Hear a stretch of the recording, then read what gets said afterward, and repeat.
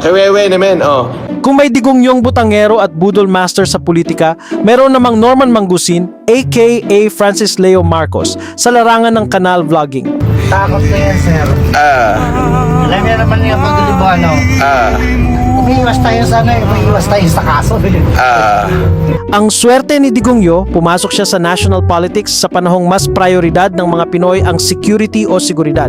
Pero ang nakuha nila, isang fake messiah na nagdeklara kuno ng drug war pero siya pala ang drug lord at drug protector. Before we start to blame mostly Chinese, do not conclude right away that the owner of the container is the smuggler of the drugs.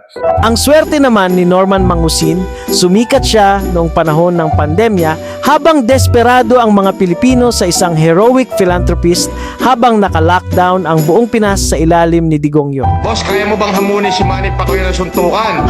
Sabihin mo sa kanya, siya maghamon, darating ako. Ang siste, sinamantala ni Mangusin ang desperasyon ng mga nabudol niyang Pinoy netizens na nagpayaman sa kanya sa gitna ng trahedya. Bunga nga rin, tahiin ko ba ito? Kalikingan ko lang yung tapang yun. Pero sabi nga nila, walang baho o sikreto na hindi nabubunyag. So, okay.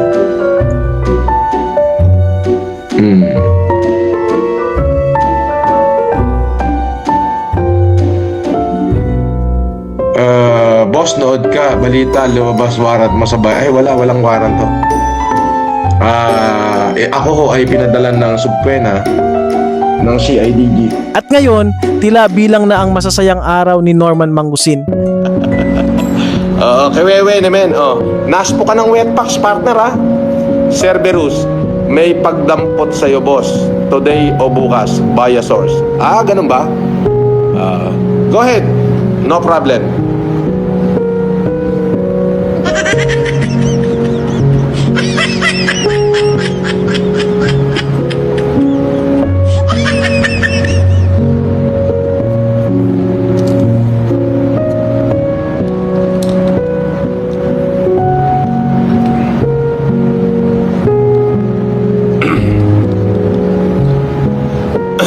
So yun muna tayo, focus muna tayo sa hanap buhay. Tapos pag kumita, humanitarian, ganun lang yon.